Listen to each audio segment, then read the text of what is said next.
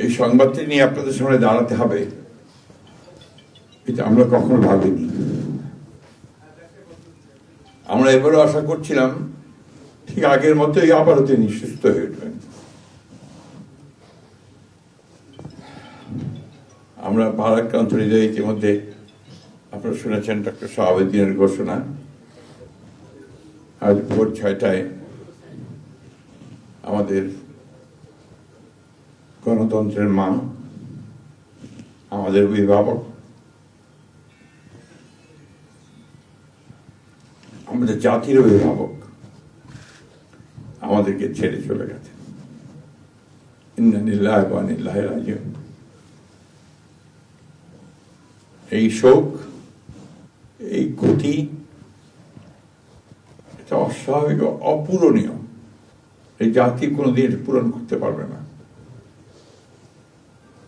যে নেত্রী তার সারাটা জীবন জনগণের অধিকারের জন্য, কল্যাণের জন্য তার সমগ্র জীবনকে উৎসর্গ করেছিলেন, সেই নেত্রী দেশনেত্রী বেগম খালেদা জিয়া আমাদের মাঝে নেই।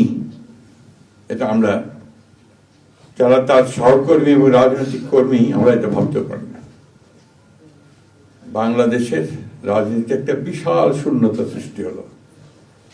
তাই নয়, পৃথিবীর গণতান্ত্রিক আন্দোলনে একটা বিশাল শূন্যতা সৃষ্টি হলো। আমরা দলের পক্ষ থেকে আমাদের ভারপ্রাপ্ত চেয়ারম্যানের অনুমতিক্রমে আমরা দলের কিছু কর্মসূচি নিয়েছি। সেই কর্মসূচিগুলো আমাদের দলের সিনিয়র যুব মহাসচিব জনাব রুহুল কবির রিজভী সাহেব আপনাদের সামনে তুলে ধরবেন।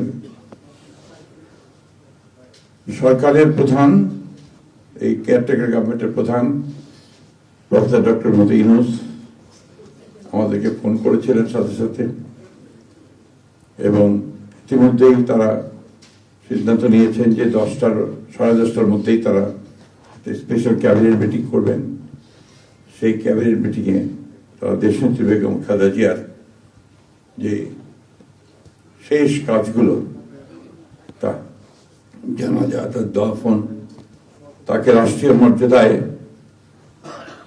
আপন করা, তাকে রাষ্ট্রীয় মর্যাদা দেওয়া, এই বিষয়গুলি নিয়ে তারা সকাল 10টার সময় একটা সভা করবেন। এরপরে আমরা পুরো জিনিসটাকে কোঅর্ডিনেট করে আবার সেটা আপনাদের সামনে জানাবো।